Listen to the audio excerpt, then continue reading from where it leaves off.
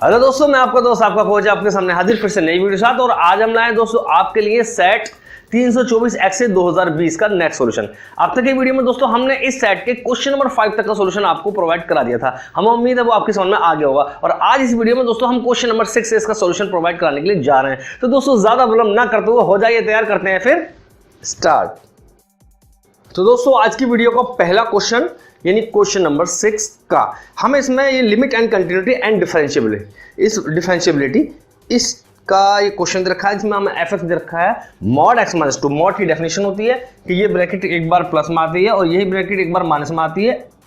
Same ऐसे लिख देते हैं, एक बार माइनस में आती है। और यहाँ x हमेशा इस वाले नंबर से ग्रेटर देन और इक्वल टू होता है और इससे लेस देन होता है। ग्रेटर देन इक्वल टू दोनों इसमें आते हैं और लेस देन वाला केस इसके अंदर आता है। ये मॉड की डेफिनेशन होती है। ठीक है, हमें चेक करा रहा है कि x इक्वल टू 2 पर ये संतत तो है लेकिन डिफरेंशिएबल नहीं है, अर्थात अवकलनीय नहीं है। तो बीच में हम बताएंगे। सबसे पहले हम चेक करेंगे इसकी कंटिन्यूटी। तो केस फर्स्ट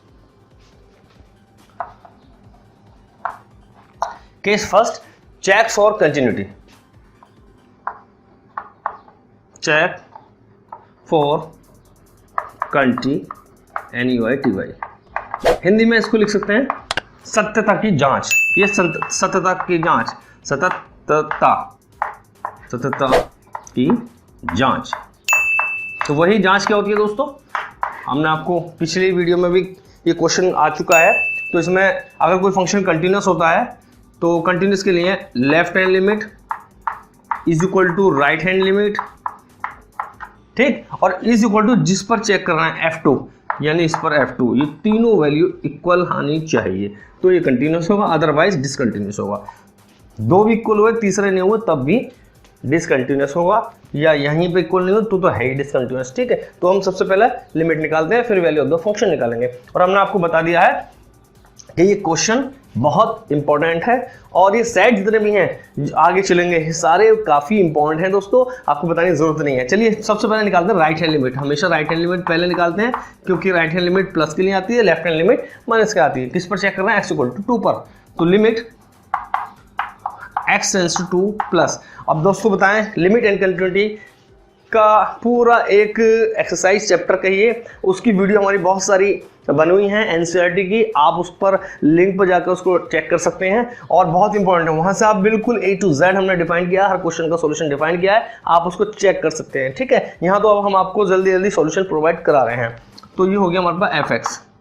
फिर हम ये करते थे लिमिट, मन में इसको h मान लेते थे और एक 2 प्लस एच यहाँ रख देते थे और लिमिट चेंज होकर हो जाती थी s टेंड्स टू 0, x की जगह h, और ये हो गया हमारे पास 2 प्लस एच। हमने देखा कि यहाँ पर एफ एक्स है और यहाँ हो गया 2 प्लस एच एफ में, यानी x की जगह ये वैल्यू रखी, तो इधर दिखा देंगे हम। और ग्रेटर देन के लिए x हमेशा, सॉरी प्लस के लिए x हमेशा इस वाले से बड़ा होता है। ठीक है, तो कौन सा केस हो गया, पहला वाला केस।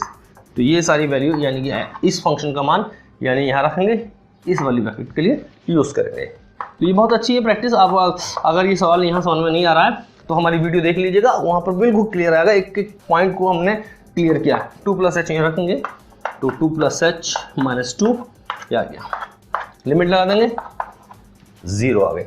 ठीक, ऐसे ही लेफ्ट हैंड लिमिट निकालेंगे LHL। तो लेफ्ट हैंड लिमिट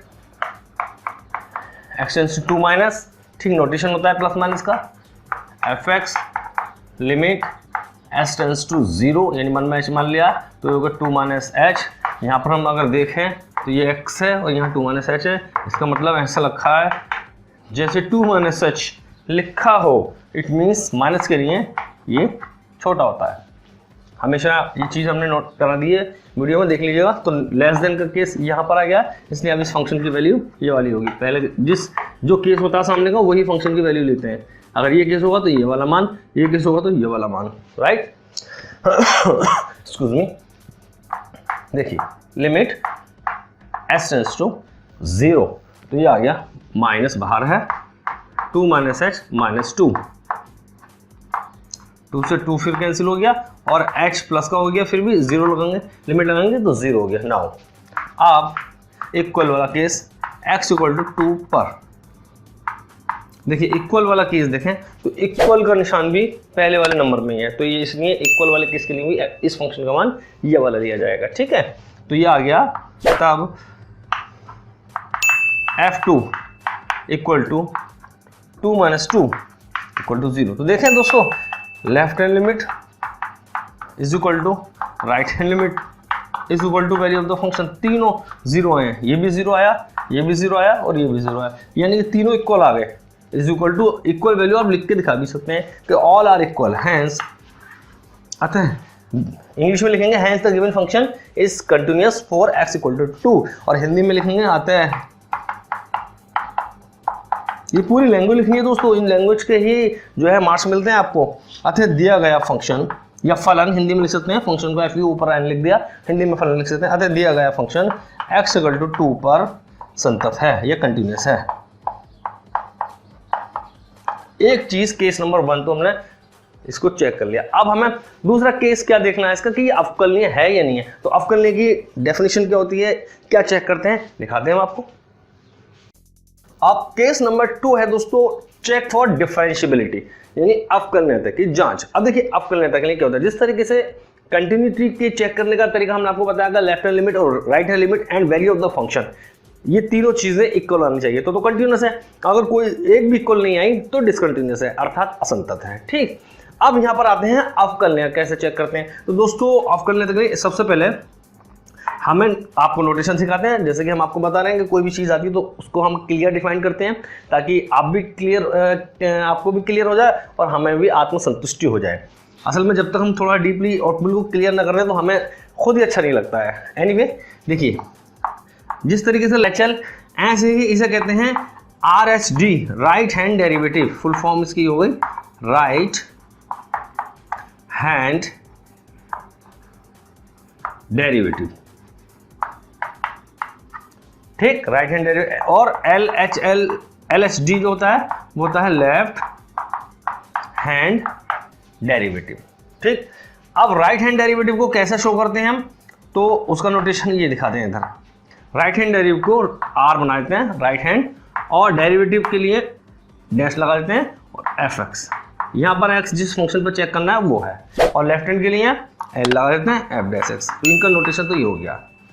ठीक, इसका तीर को ऐसा लगा देते हैं इस टाइप से कि ये इस टाइप से, फुल फॉर्म नाम इसका ये हो गया और इसको नोटेशन ये हो गया, इसका नाम ये हो गया, लेफ्ट हैंड डेरिवेटिव नोटेशन ये हो गया। अब इसका डेफिनेशन क्या होती है, तो राइट हैंड डेरिवेटिव को f'(x) को हम लिखते हैं लिमिट, फॉर्मूला है एक तरीके से, s tends to 0 f(x + h - fx upon h, ये हो गया right hand derivative. And left hand derivative जो होता है बड़ा इंपॉर्टेंट है दोस्तों, ये बीएससी में भी बहुत डिफरेंशिएबिलिटी आती है। बढ़िया करके अगर आपने तैयार नहीं किया तो पहले तैयार कर लीजिएगा। क्वेश्चन हालांकि काफ़ी हमने सिखाने की कोशिश कर रहे हैं, यहीं से भी सीखिएगा, और अगर कुछ कमोबेशी आपको रह जाती है तो आप जो है वीडियो पे जाकर देखिएगा। उसकी वजह ये है दोस्तों, पढ़िएगा उसको अपने घर पर जाकर ठीक से, क्योंकि ये तब तक क्लियर नहीं होगा। हालांकि हम यहीं पे इसे क्लियर करने की पूरी कोशिश कर रहे हैं, कुछ नहीं है, बस हमने सारा क्लियर करा दिया है कि ये सारी चीज़ें हैं, आपको पीछे पढ़ने की भी जरूरत नहीं पड़ेगी। यहीं अगर इस क्वेश्चन को ठीक से अगर आप समझ लें, लेकिन इसके लिए कंटिन्यूटी या कंटिन्यूस चेक करना बिल्कुल आना चाहिए, क्योंकि सेम टू सेम वही है। तो इसके लिए हमारे पास वीडियो है हमारी बहुत सारी एनसीईआरटी की, आप उसमें देख लीजिए, वहाँ से आपको क्लियर हो जाएगा। ठीक, अब इसे लेफ्ट हैंड डेरिवेटिव के लिए देखो क्या चेंज है, लिमिट s टेंड्स टू 0, ये तो ऐसे रहा। अब आपको जैसे कि मालूम है कि लेफ्ट हैंड के लिए माइनस आता है तो इसलिए माइनस आ गया, x - h, इस पर कोई चेंज नहीं है, f(x) रहेगा, लेकिन जो नीचे h है ये यहाँ पर भी माइनस है। तो ये लेफ्ट हैंड के लिए दो बातें हैं, ये प्लस प्लस, यहाँ पर h प्लस प्लस और यहाँ h माइनस माइनस। ठीक, ये नोटेशन आपको याद रखना है। अब होना क्या है कि डिफरेंशिएबिलिटी के लिए राइट हैंड डेरिवेटिव यानी कि excuse me, right hand derivative और लेफ्ट हैंड डेरिवेटिव ये दोनों इक्वल आने चाहिए और एग्जिस्ट करने चाहिए। एग्जिस्ट का मतलब होता है finite value, finite value, finite value, और फाइनाइट वैल्यू का मतलब होता है इनका मान अनंत नहीं आना चाहिए। कुछ भी आए, चाहे नेगेटिव आए या पॉजिटिव आए, कुछ मिलना चाहिए, बस अनंत नहीं आना चाहिए, इनफाइनाइट, इसलिए इसे कहते हैं फाइनाइट वैल्यू। तो हिंदी में याद कर सकते हैं, कोई दिक्कत नहीं है। एग्जिस्ट माने मान उत्पन्न होना चाहिए, मिलना चाहिए। थोड़ी बहुत हिंदी मीडियम वाले बच्चे भी, आप भी कोशिश किया करें इंग्लिश के ज़्यादातर प्रैक्टिस करने की, क्योंकि आगे जब आप क्लास जाएंगे 12 से ऊपर को, तो मोस्टली आपको पोर्शन इंग्लिश में ही मिलेगा। कुछ सब्जेक्ट तो ऐसे हैं जिनको हिंदी में आपको मिलेगा ही नहीं। तो अगर आप थोड़ा थोड़ा यही से आदत डालेंगे, इसलिए हम डबल लैंग्वेज डिफाइन करते हैं, ताकि हिंदी वाले भी इंग्लिश में एक बार समझते तो नहीं, भले ही चाहे वो अपना नोटेशन हिंदी में कर रहे हैं, ठीक है। अब इसलिए हम बताते हैं, तो आप कोशिश करिए हिंदी वाले भी कि आप इंग्लिश को कवर करने की कोशिश करें। एनीवे छोटी छोटी सी बातें समझ में आ जाएंगी। अच्छा दोस्तों, एक बात और बताना है हम आपको, अगर ये हमारी वीडियो, ये हमारा चैनल आपके लिए हेल्पफुल है तो प्लीज लाइक करना ना भूलें, और व्यूज हमारे पास ज्यादा से ज्यादा आ जाने चाहिए, जिससे कि हमें कॉन्फिडेंस मिले, आगे हम आपको और मेंटर प्रोवाइड कराते रहें। ठीक है दोस्तों, तो इसलिए दोस्तों को जरूर शेयर कीजिएगा, लाइक करिएगा और कमेंट्स भी लिखिएगा। ठीक है, देखिए ये आ गया right hand derivative left hand. अब एग्जिस्ट करना चाहिए, तो इसके लिए तब लिखेंगे ये कंडीशन हो गया है। अब हम निकालना चाह रहे हैं right hand derivative x equal to 2 पर एट x इक्वल टू 2। तो फिर से फॉर्मूला लगाया, लिमिट s टेंड्स टू 0। ठीक, थोड़ी सी टेक्निक है, देखिए यहां सीखेंगे क्या, f x plus h minus का एफ एक्स अपॉन एच, ये तो हमने फॉर्मूला यहां लगा दिया। अब x इक्वल टू 2 पर चेक कर रहे हैं ना, ठीक है, तो 2 पर हमने चेक करा, ये लगा दिया 2 पर, limit s tends to 0 f2 plus h minus f2 upon h। अब दोस्तों देखें, यहां पर x प्लस h है, यहां 2 प्लस h है ना, और यहां पर x इक्वल टू 2 है।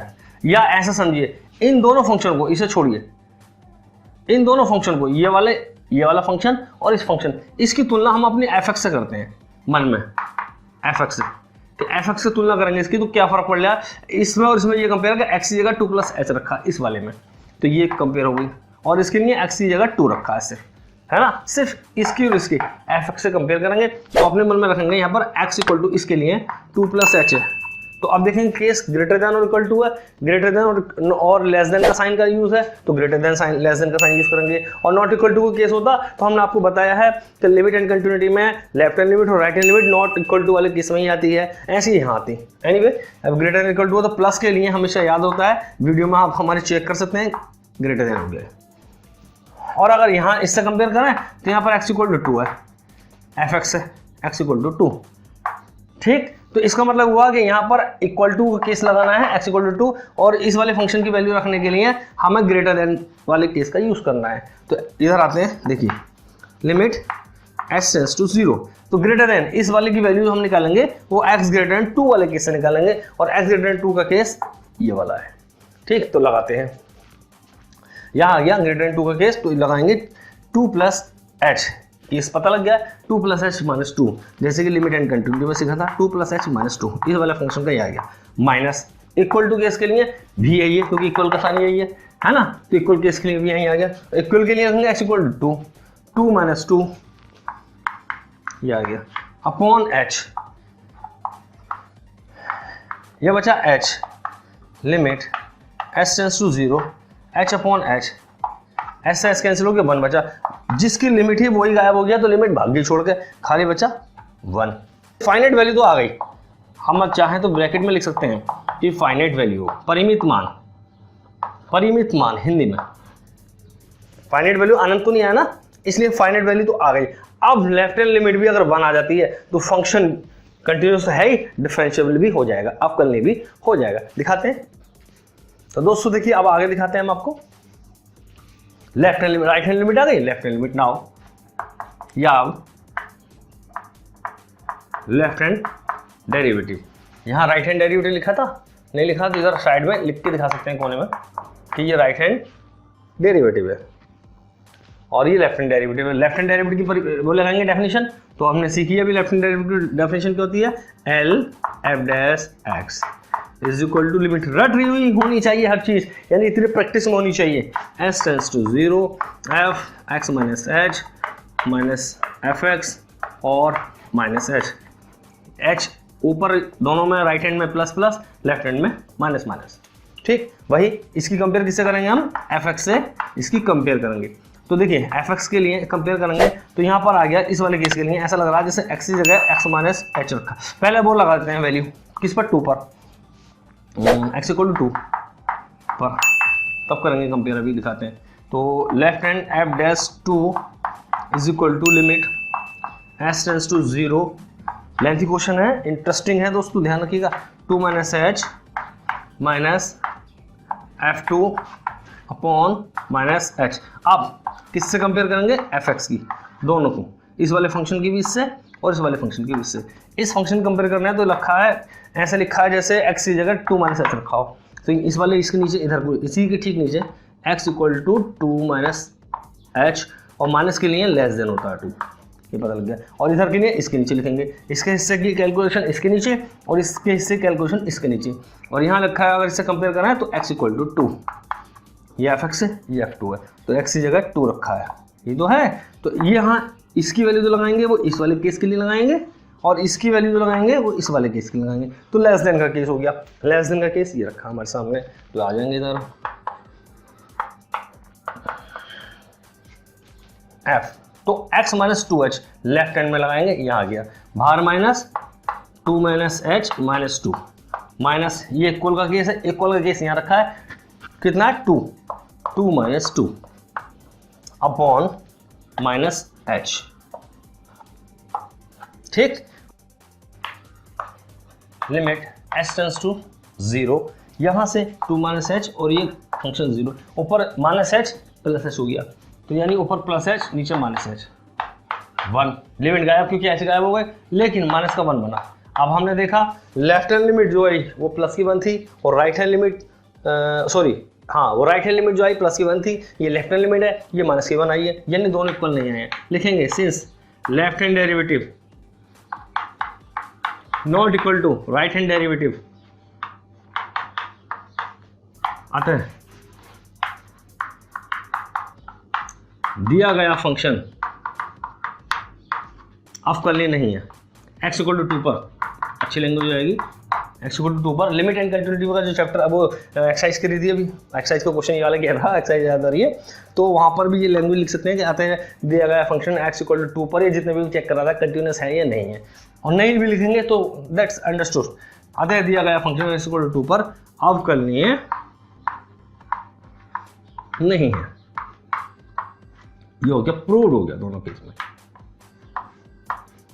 ठीक, चलिए अगला क्वेश्चन जो है वो आलेख की विधि वाला है, तो पूरे बोर्ड पर हमें कराना पड़ेगा। चलिए इसको नोट करिए। तो दोस्तों अब इसका खा पार्ट लेंथी क्वेश्चन है, आलेख की विधि से है, वही है, पीछे भी हमने कराया है इसको। इसमें क्या दे रखा है दोस्तों कि 1 2 3 4 5, ठीक, ये 3 सिस्टम दे रखे हैं, रेखाएं दे रखी हैं। अब हमें बताना है इस सिस्टम के लिए इस z equal to 3x plus 9y का न्यूनतम और अधिकतम। अब के बाद दोनों पूछा है, दोनों मान ज्ञात कीजिए। अभी ये क्वेश्चन शायद पीछे भी आया था, और नहीं वो दूसरा सेट था, पता नहीं, ध्यान नहीं है। हाँ है सॉरी, ये है, देखिए ये है तीसरे का गा, जिसमें हमने z इक्वल टू, ये देख रहे हैं आप, तीसरे का गा, जिसमें z equal to x minus 3y था, जो हमने ठीक कराया था, x प्लस 3, तो 2 मार्क्स का क्वेश्चन ये वहाँ आया, और यहाँ पर आया फुल मार्क्स का क्वेश्चन। तो बहुत अच्छी बात है, देखिए 7 नंबर का एक ही सेट में ये चैप्टर में से आ गया, तो ये तो बहुत बड़ा बम्पर एक मार्क्स हो गया इसके लिए। तो अच्छी तरीके से इसको और तैयार करना चाहिए। हालांकि तीसरे गामे में हमने काफ़ी आपको इसे समझाने की कोशिश की थी, अगर कुछ बच्चों ने इस चैप्टर को ही नहीं पढ़ा था तो समझ में आ गया। अगर थोड़ी सी general knowledge high school 10th class की रेखा वेखा अंत्यखंड के रूप में कैसे बनाते हैं, अगर वो आती होगी तो ठीक है, मुझे उम्मीद है लगभग सभी से ही आती होगी, और इसको हम फिर से डिफाइन करने वाले हैं। तो अब हमने आपको इसमें बताया था कि ये बात ध्यान रखनी है कि एक रेखा ये बनेगी, एक रेखा ये बनेगी, इस बार एक रेखा ये बनेगी, एक ये, तो 1 2 3 4 5 रेखाएं बनेंगी।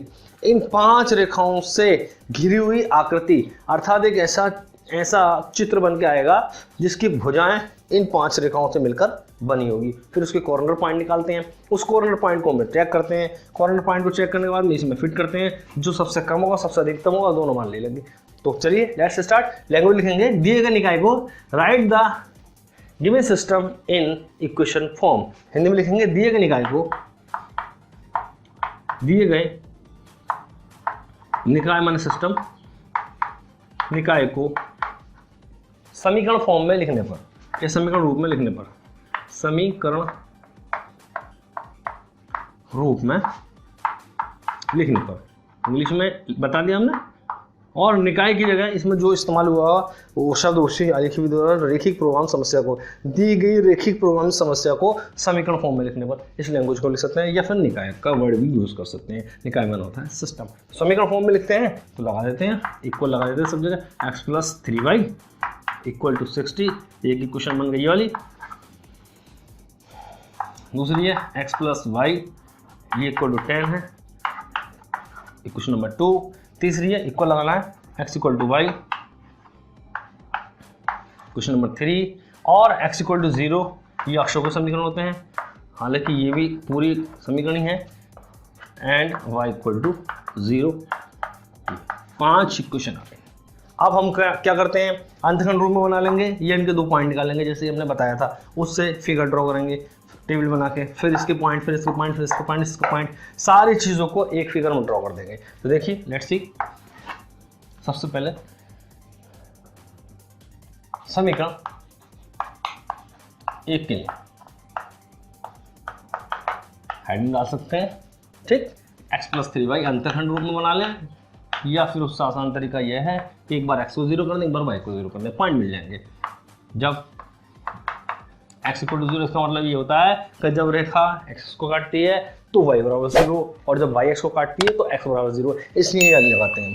x जब x = 0 तब x का मान यहाँ 0, y के मान आ गया, डायरेक्ट निकाल सकते 3 दूनी 6, ये आ गया, ठीक। पहला पॉइंट, इस पहले पॉइंट को हम P1 कह दिया, या A B C जो आपको अच्छा लगे वो नोटेशन दे सकते हैं। तो x को y होता है पॉइंट, हमेशा याद रखें, और इक्वल एंड में आता है, इक्वल नहीं आता है, ध्यान रखिएगा। x की जगह 0, y की जगह 2, एक पॉइंट ही आया। हर एक से 2 पॉइंट लेने हैं, और जब क्या y = 0 तब अब यहाँ y = 0 लगाया तो x = आ गया 60। तो इसलिए P2 पॉइंट जो हो गया डायरेक्ट लिख रहे हैं हम, P2 पॉइंट हो गया, पहले x की वैल्यू आती है हमेशा, x फिर y, है ना। तो x की वैल्यू इस बार 60 और y की वैल्यू है 0। तो एक पॉइंट तो ये बन के आया। आप हेडिंग डालेंगे समीकरण 2 के लिए, समीकरण 2 उठाएंगे और ये आ गया x + y, समीकरण 1 लिख के भी दिखा देंगे, = 10। तो यहां से वही, जब x = 0 तो डायरेक्ट y = 10, तो पॉइंट मिल गया, P3 कह देंगे इसे, 0,10। और जब y = 0 इम्प्लाइज y = 0 तो x = 10, तो चौथा पॉइंट मिल गया, P4 x, y 10,0, ठीक। इस तरीके से अब हम ये लेंगे, फिर ये लेंगे, दिखाते हैं। अब समीकरण नंबर 3 के लिए तो लिख देते हैं। अब ये हेडिंग वही डालेंगे समीकरण 3 के लिए,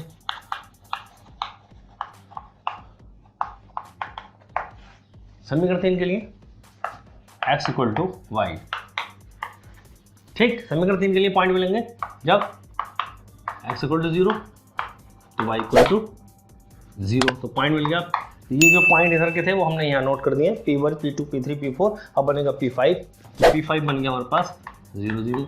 और जब इसमें एक ही पॉइंट लिखते हैं, और जब y = 0 x = 0 तो इससे एक ही पॉइंट मिला, ये वाला है ना जैसे। और जब y = 0 तब x का मान 0 0 0, एक ही पॉइंट को P5 0 0, एक ही पॉइंट को P6 0 0, एक ही पॉइंट को बार-बार नहीं लिखते हैं, अगर सेम कोऑर्डिनेट आते हैं तो एक ही बार लिखते हैं। तो ये आ गया। अब लिखेंगे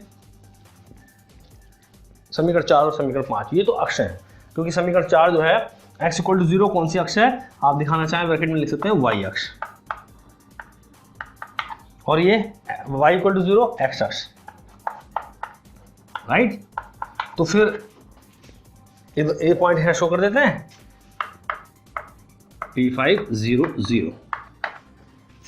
ठीक, अब हम इसका फिगर ड्रॉ करते हैं, यानी कि ग्राफ बनाते हैं, और ग्राफ बनाकर फिर इसको देखते हैं कि किस तरीके से आएगा। बस ग्राफ ही आपके लिए ज़्यादा टेक्निकली है और आपको वही बताएगा कि आप सही कर रहे हैं या गलत कर रहे हैं। ये भाई आपको बहुत प्रैक्टिस करनी होगी और संभाल के करना होगा। हम बोर्ड पर करते हैं, लेट्स सी। तो दोस्तों चलिए प्लॉट करते हैं फिर। ओके, हैंड डाल सकते हैं ग्राफ, बढ़िया लगेगा। और ग्राफ करने के लिए वही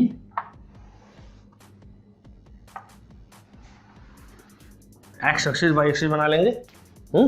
इधर बना लेंगे एक्स और इधर बना लेंगे एक्स डैश, और इधर वाई और इधर वाई डैश। ये हो गया हमारे पास मूल बिंदु 0,0 लगा देंगे, एक ही बात है। अब बनाते हैं, देखिए गैप कितने का है, 0, 20, 60, 10, 10 है, तो अंदाजा एक स्केल लेते हैं, 10, 20, 30, 40, 50, 60, तो लगा लेते हैं 10 का स्केल। 1, 2, 3, 4, 5, 6, 10, 20, 30, 40, 50, 60।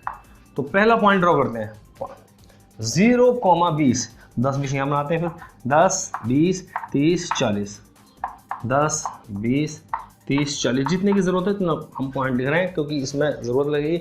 और क्योंकि आप स्केल को इक्वल बनाएंगे तो आपका ग्राफ बिल्कुल ठीक बनेगा, स्ट्रेट लाइन आएगी तो बिल्कुल ठीक आएगी। हमारी थोड़ी स्ट्रेट लाइन टेढ़ी बड़ी आ रही है, थोड़ी सी बेईमानी हम करेंगे सीधी करने के लिए, लेकिन आपकी बिल्कुल क्लियर आएगी। ठीक है, तो पहला पॉइंट 0,20, 0 तो ये रहा, 10, 20 ये रहा, तो इस पॉइंट को हम शो कर देंगे P1 0,20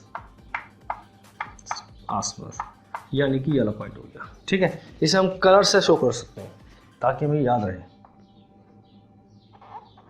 ये आ गया।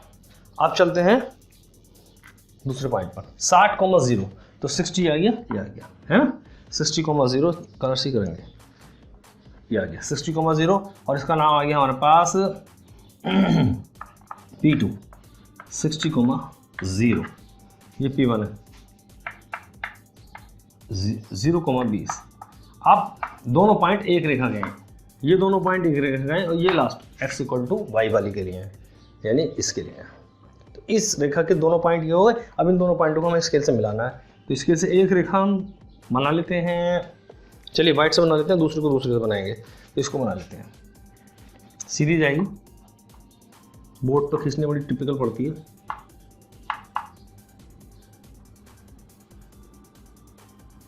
ये निकल गए। थोड़ी बहुत टेढ़ी अगर आपको दिख रही होगी तो इसे आप सीधी मान के चलें अपने मन में। ठीक है, टेढ़ी वेट लग रही होगी उनको, बोर्ड पर दिखता नहीं है किधर को जा रही है। ये रेखा होगी सीधी। इस रेखा का हम नाम डालेंगे।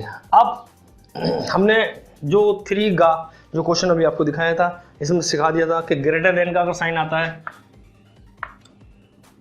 तो एरिया बाहर वाला या ऊपर वाला है ना, ये राइट हैंड साइड वाला, ये चीज़ है। और लेस देन का साइन आता तो लेफ्ट हैंड वाला। ठीक, ये चीज़ है। ये हमने पिछली वीडियो में जिसमें 3 का क्वेश्चन है उसमें नोट बता दिया है। अब हम यहाँ नहीं बता रहे हैं क्योंकि स्पेस थोड़ा सा कम हो जाएगा। ठीक है, ग्राफ यहाँ प्लॉट करना है। और अगर आपने हमारी पिछली वीडियो इसी की नहीं देखी है आंसर्ड पेपर की, तो ज़रूर देख लीजिएगा शुरू से। और ऑब्वियसली मुझे लगता है कि भाई जाहिर है पहले क्वेश्चन आप देखते हुए आ रहे होंगे, तो बहुत अच्छी बात है। एनीवे, इसको थोड़ा सा हम रफ करते हैं क्योंकि हमें इसकी स्पेस की ज़्यादा ज़रूरत है। ठीक है, अब इस इक्वेशन को हम देखेंगे कि जो इक्वेशन थी ये लेस देन के लिए थी, तो लेस देन के लिए नीचे वाला एरिया आ गया ना, तो इसने सारा एरिया ये अनंत तक गई नीचे का कवर कर लिया। तो 1-2 तीर लगा देते हैं ऐसे कि भी नीचे के लिए शो हो रहा है, 1-2 तीर जगह जगह, तो नीचे के लिए, नीचे का सारा एरिया हमने लिया। इस इक्वेशन का नाम हम तीर का निशान लगाकर दिखाएंगे, x + 3y > 60। इसका ग्राफ ये प्लॉट हो गया और नोटेशन हमने दे दिया कि भाई ये एरिया नीचे के ले रहा है, जगह जगह 2 तीर। हालांकि पूरा कोई फंटी वाला चक्कर है, मिस्त्री वाला की पूरी फंटी है और यहाँ से यहाँ तक मिलाई अनंत तक, जितनी रेखा जा रही है इतनी बड़ी फंटी है, इतनी रेखा अनंत तक जा रही है इतनी फंटी है, और नीचे का पूरा एरिया प्लेन कर दिया। तो जितना प्लेन एरिया इन्होंने किया वो इस रेखा ने किया, तो इसका क्षेत्र हो गया। चलिए आगे चलते हैं। अब इसके लिए 2 पॉइंट है, 0, 10, तो 0,10 ये आ गया, एक पॉइंट तो ये आ गया 0,10, ठीक है, बाद में दिखाएंगे, यहाँ आ गया। और दूसरा है 10,0 ये आ गया, तो वही इसको मिलाते हैं, कटेगा जरूर कहीं ना कहीं, ठीक है, ये मिल गया, ठीक है। नीले कलर से भी इसको दिखाना चाहें तो दिखा सकते हैं, नहीं ये वाइट हो गया, नीला हो गया, ठीक है। 0,10 पॉइंट अगर इसको लिख रहे हैं तो पॉइंट है हमारे पास इसका P3, तीर का निशान लगा के ये वाला पॉइंट है, कितना है 0,10 ये आ गया। और ये वाला पॉइंट कितना है, इसके बराबर में यहाँ स्पेस है P4 10,0। अब इसका क्षेत्र देखते हैं कि भाई ये क्षेत्र रेखा अनंत तक जाती है, ये ऐसा आगे को आगे तक बढ़ रही है, ये अनंत तक आगे बढ़ रही है। अब ये राइट हैंड का, ये लेफ्ट हैंड का, ऊपर का, नीचे का एरिया, इसका साइन बताएगा। तो इसने लिया ग्रेटर देन का साइन, तो ग्रेटर देन का साइन तो बाहर का होता है, तो ये एरिया कह रहा है, ये रेखा कि मुझे बाहर का चाहिए पोर्शन। और हमने आपको बताया शुरू में कि हमें एक ऐसा पोर्शन पकड़ना होगा जो इन सबका कॉमन पोर्शन होगा। तो ठीक है भाई, कौन कौन सा पोर्शन खराब हो गया, इसने कहा कि मुझे ऊपर का सारा चाहिए, यानी इसके लिए नीचे का सारा खराब, तो इसके लिए किसी एक के लिए भी खराब हो गया तो समझ लो सबके लिए खराब हो गया, ये एरिया खत्म हो गया जो इन्हें फंटी ने नीचे करा था। तो अब इन दोनों के बीच में फिलहाल कॉमन एरिया कौन सा चल रहा है, इसके ये वाला नीचे वाला, इसके ऊपर वाला, यानी ये एरिया अभी खुला हुआ एरिया, ये इस रेखा, ये समझ रहे हैं आप, ये पूरा एरिया ये चल रहा है, ठीक। अब ये रेखा, इस रेखा के लिए बाहर वाला खराब है क्योंकि इसने तो इधर उधर का लिया है, और इसके लिए पूरा बाहर वाला है, तो इस रेखा की वजह से इसका ये पूरा पोर्शन ऊपर का था ये भी खत्म हो गया। और इसका नीचे का सारा पोर्शन है, लेकिन इस रेखा ने कहा कि मुझे नीचे का नहीं चाहिए, मुझे ऊपर का चाहिए, तो इसका नीचे का जो सारा पोर्शन इस रेखा की वजह से ये सारा खराब हो गया। समझ रहे हैं ना आप? अच्छा, अब आते हैं x = y के लिए। तो x = y का ग्राफ ये है ना, इसे तो ये y = x है, तो ऐसा नहीं लग रहा है y = mx, मूल बिंदु से जाने वाली रेखा है नहीं है, तो एक रेखा मूल बिंदु से जा रही है, तो ये आ गई, ये चली गई मूल बिंदु से। इस रेखा का समीकरण जो रेड से हमने लिखा है वो हम नोट करके इधर बताएंगे कि ये रेखा का समीकरण कौन सा है, कौन सा फिगर है, इस वाले के लिए है x + y greater than = 10, इसके लिए आके। और हम आपको बार बार बता रहे हैं कि रेखा अनंत तक जा रही है। अब आगे चलते हैं भाई, इतना पोर्शन था हमारे पास। अब इस रेखा का क्या नोटेशन है, ये रेखा कह रही है कि <= का साइन लिया है इसने, इस रेखा ने, तो <= का साइन लिया है, तो इसका मतलब क्या हुआ, इसका मतलब ये हुआ, तो दोस्तों y = mx की रेखा हमने ये खींची। अब साइन वही लेना है जो है, पलटना नहीं है कि tan इधर को लिख दिया इसको इधर लिख दिया। हम थोड़ा सा ये कंफ्यूज हो रहे हैं कि y = mx इधर लिखा, जो साइन लिखा है जो दिया है लेस देन है तो लेस देन के लिए लगाएंगे। अब लेस देन के लिए ग्रेटर देन होता तो इसके लिए एरिया बाहर का होता, लेस देन के लिए इस रेखा का एरिया इधर आ गया, ये आ गया, यानी कि अनंत तक ऊपर को। अब कॉमन पोर्शन कौन सा चल रहा है, अब तक तो ये चल रहा था, इसकी वजह से ये, इसकी वजह से ये, 2 की वजह से, और तीसरी रेखा mx की वजह से इधर। तो कॉमन पोर्शन अभी हमारे पास ये वाला आ गया, इस समय इधर का आ गया ना, क्योंकि ये पोर्शन जो है इसके लिए भी नीचे आ गया, ये पोर्शन इस रेखा के लिए भी ऊपर आ गया। अब यहाँ तक का पोर्शन आ गया ये, ठीक। कॉमन अगर आप देख रहे होंगे कि इसका पोर्शन यहाँ, तो इधर का सारा, इसका पोर्शन नीचे का सारा, इसका पोर्शन ऊपर सारा, तो ये ट्राइंगल जो बन रहा है इस समय हमारे लिए ये ट्राइंगल कॉमन है। अभी हमने x = 0 y = 0 ड्रॉ नहीं किए हैं, तो अब x = 0 कौन सा है, x = 0 कौन सी अक्ष है, y अक्ष है, तो y का समीकरण ये हो गया। आगे अब एरिया कौन सा लेना है, ग्रेटर देन राइट हैंड का, तो इसने इधर का दे दिया और छोटा फिगर हो गया। और y = 0 x = 0 तो ये वाली y हो गई, और अच्छा एक मिनट, x = 0, हाँ ये भी ग्रेटर देन, ये भी राइट, और y = 0 तो x अक्ष हो गई, x अक्ष हो गई ये वाली, x अक्ष कौन सा कह रही है, ये भी ग्रेटर देन ऊपर का, तो x अक्ष का भी ऊपर का एरिया आ गया, सारा एरिया कवर। तो ऐसा लग रहा है जैसे ये वाला जो 1 2 3 4 ये एरिया, और एक ये यस, ये एरिया जो आया नाम, ये कॉमन एरिया लग रहा है। अब ये कॉमन एरिया हो गया, यानी कि ये जो क्षेत्रफल जिसे हम आपके सामने, ये सारे फिगर का कॉमन पोर्शन हो गया है। बढ़िया करके इसको समझ लेंगे, हमने आपको ये समझाने की पूरी कोशिश की है। ये कॉमन एरिया आ गया। अब हमने आपको बताया जब कॉमन एरिया मिल जाता है तो उसके कॉर्नर पॉइंट हमें ढूंढने होते हैं। तो सबसे पहले देखते हैं कॉर्नर पॉइंट कहाँ कहाँ बनने हैं। भाई ये वाला कॉर्नर पॉइंट तो शायद ये था 10 20 0,20 P1, तो ये तो P1 हो गया। एक तो ये मिल गया एक कॉर्नर पॉइंट। ठीक, दूसरा कॉर्नर पॉइंट चलते हैं यहाँ, कोई कॉर्नर ये देखते हैं, ये कितना है 0,10 P3, 0,10 P3, यानी कि ये वाला दूसरा पॉइंट ये मिल गया हमें, P1 और P3 मिल गए, 2 पॉइंट हो गए। कॉर्नर है इसके 1 2 3 4। अब ये कॉर्नर है, ये कॉर्नर मिला नहीं, तो ये कौन कौन सी समीकरण है, ये वाली रेखा कौन सी, y बराबर mx, यानी y बराबर x।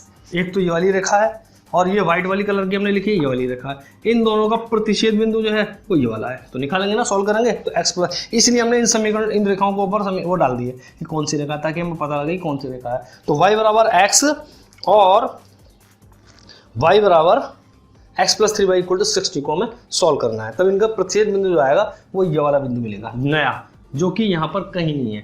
तो लिखेंगे अब x plus 3y equal to 60 solve करेंगे एंड y बराबर x, इन दोनों को सॉल्व करेंगे।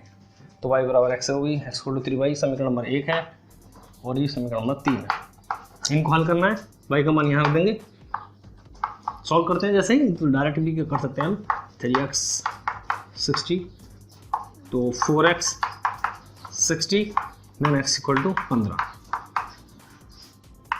From 3 y equal to 15। तो एक नया पॉइंट हो गया P1 P3 P4 P5 P6। तो P6 हमारे पास बन गया, P6 15,15। ठीक, यहाँ लिख देते हैं P6 को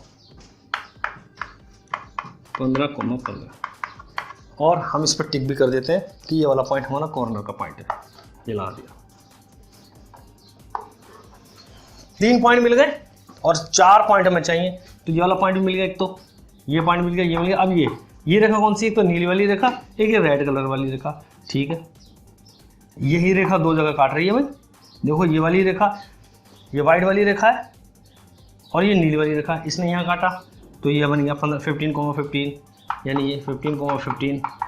और ये रेखा कौन सी है, ये भी नीली वाली है और ये भी, ये अच्छा सॉरी मिस्टेक कर रहे हैं आप, पकड़ रहे होंगे मिस्टेक को कि ये वाली रेखा तो सिर्फ वाइट वाली है जिस पर हम तीर का निशान लगाए। ये वाली रेखा कौन सी है, तो इसका समीकरण ये है, यानी x प्लस वाई, यानी इक्वेशन नंबर 2 और इक्वेशन नंबर 3 फिर से सॉल्व करेंगे। पुनः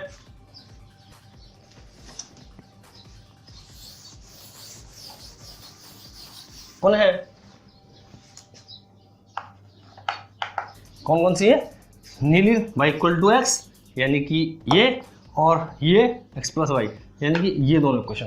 पुनः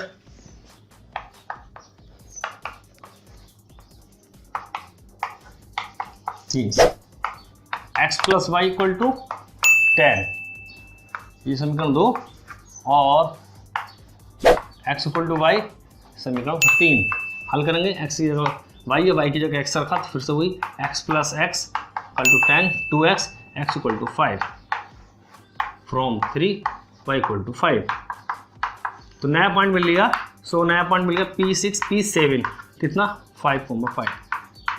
कौन सा पॉइंट है वो ये वाला पॉइंट है जो 2 रेखाएं कट कर रही हैं। यहाँ पर हम घिच पिच हो रही है ना, इस वजह से हम शो नहीं कर पा रहे, तो इसलिए हम अलग दिखा रहे हैं बार बार आपको, और इस चीज़ को भी हम रफ कर देते हैं, इसकी ज़रूरत खत्म हो गई।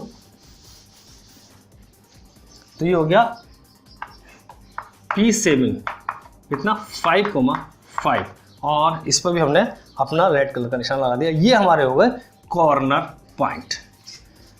ठीक, अब इसका मतलब ये होगा कि पूरा ग्राफ से हमने ये 4 पॉइंट जो है हमने सर्च कर लिए। इन चारों पॉइंट पर ही, यानी ये 4 कितनी पॉइंट हो, इन चारों पॉइंट तो ये होगा 1 2 3 4, इन चारों पॉइंट पर भी हमें बताना है कि ये फंक्शन इस सिस्टम के लिए किस पर मिनिमम है, किस पर मैक्सिमम है। अब इस पूरे ग्राफ को, पूरे सबको सिस्टम को मिटा देंगे, सिर्फ z को लिखेंगे और इन चारों पॉइंट को लिखेंगे और सबको रफ करते हैं, अभी दिखाते हैं। तो दोस्तों सब कुछ हमारे सामने क्लियर है पिक्चर बिल्कुल। अब हमें कॉर्नर पॉइंट लिखते हैं। तो दिए गए लिखेंगे अतः ग्राफ से प्राप्त उभयनिष्ठ क्षेत्रफल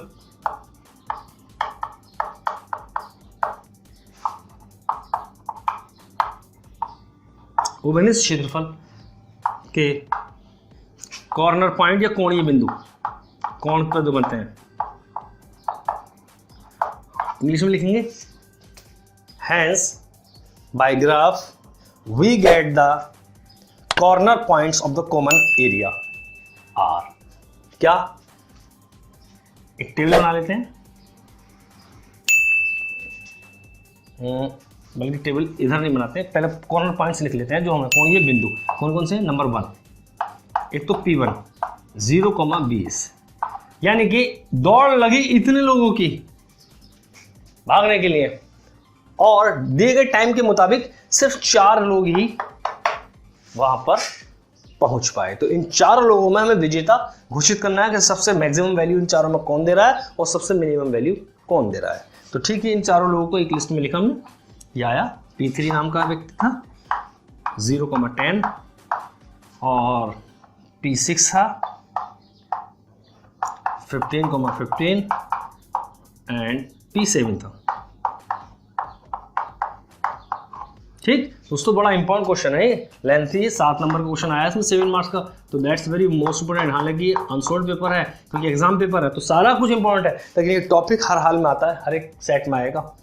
तो ये 4 वो व्यक्ति थे जिन्होंने दौड़ को दिए गए टाइम के मुताबिक पास किया। अब इन 4 में कौन ऐसा है जो मैक्सिमम दे रहा है और कौन ऐसा है मिनिमम दे रहा है, इसको चेक करेंगे। इसके लिए हम फिर वही एक टेबल बनाते हैं। तो टेबल बनाएंगे,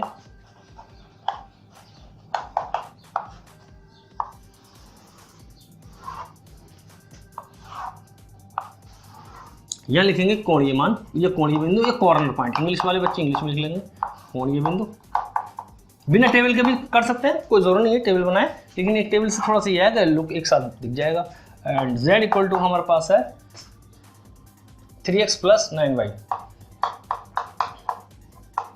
कॉर्नर बिंदु शो करते हैं, पहले P1 क्रम से 0,20, इस पर कैलकुलेशन चेक करेंगे। z इक्वल टू x की जगह 0 प्लस y की जगह 20, 9 × 20 180। एक स्टेप पूरा इसका हो गया। ठीक, अब दूसरा पॉइंट लिखेंगे। कौन सा वाला पॉइंट आया? P3 0,10।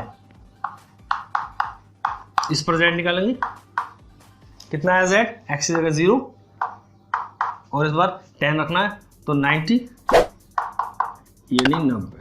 ये भी पूरा हो गया। तीसरा पॉइंट P6 वाला है 15 आप इनको P1 P2 P3 की ना मानते हुए अगर आपको अच्छा नहीं लगता है तो आप इनको A B C D जो भी आपको नोटेशन अच्छा लगे वो यूज कर सकते हैं, बट वेरी केयरफुली।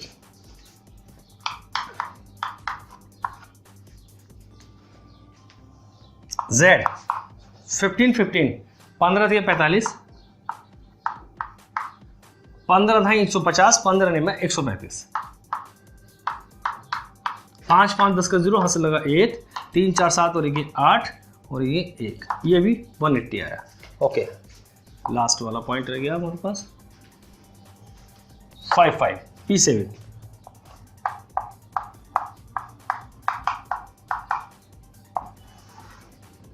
ठीक है, P7 यानी 5 Z इक्वल टू यहाँ रखेंगे x और y, 5 से 15 प्लस 5 नहीं 45, 50 और 10 60।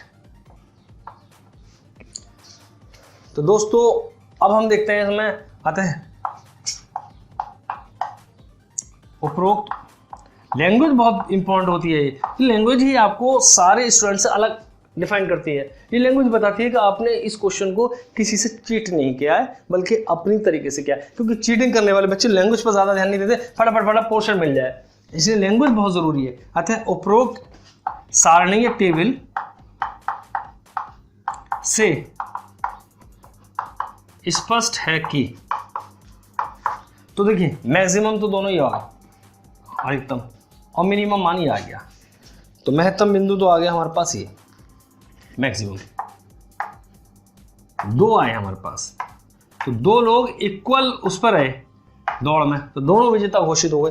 और इन सब में सबसे छोटा यानी 60 जो पॉइंट आया वो ये वाला आया है, ये सबसे मिनिमम आया, तो सबसे एंड में आया है।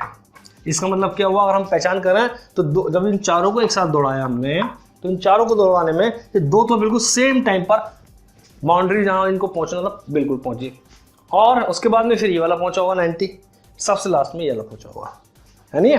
ठीक है, स्पष्ट है कि Z maximum is equal to 180 किस पर, बिंदु है, बिंदु दोनों लिखेंगे, कौन सा, P1 0,20 और 15 कौन सा नंबर है, P6। ये तो मैक्सिमम के लिए हो गया,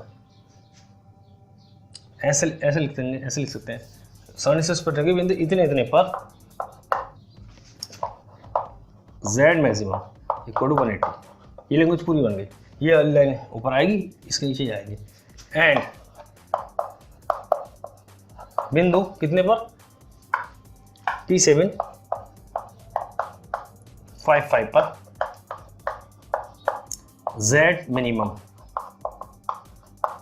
60, ये आंसर हो गया। आप इसे ये भी लिख सकते हैं कि स्पष्ट है कि बिंदु इतने इतने पर Z का महत्तम या अधिकतम मान बराबर 180, और तथा एंड की जगह तथा बिंदु इतने पर Z का न्यूनतम या कम से कम मान, न्यूनतम जो भी वर्ड दिया हो, बराबर 60, ये ऐसे लिख सकते हैं, वरना आप मैक्सिमम सफिक्स और मिनिमम सफिक्स में लगा देंगे, ये लुक और भी अच्छा हो जाएगा। नोट करिए। तो दोस्तों आज की वीडियो में बस इतना ही, चूंकि ये दोनों क्वेश्चन बड़े लेंथी थे और आगे अगर हम इसका और पोर्शन कराते तो वीडियो काफी लेंथी हो रही थी, जो कि आपको शायद बोर कर सकती थी। हमें उम्मीद है वैसे हमारी वीडियो आप बोर नहीं होते, क्योंकि हम जब स्टार्ट करते हैं तो बीच में कोई ऐसी वैसी बात नहीं करते जिससे कि टाइम पास हो। तो दोस्तों अगर आपने हमारे चैनल को अभी तक सब्सक्राइब नहीं किया है तो यार सब्सक्राइब कर लीजिएगा, वीडियो को लाइक करिएगा और चैनल को शेयर करिएगा। यूं ही नई उम्मीद नई करों के साथ हम आपके लिए ऐसे ही बहुत ही खूबसूरत सोल्यूशन लेकर जल्द से जल्द हाजिर होते रहेंगे। तब तक आप अपना ख्याल रखें, मस्त रहें, व्यस्त रहें, देखते रहें हमारे चैनल। मिलते हैं फिर नेक्स्ट वीडियो।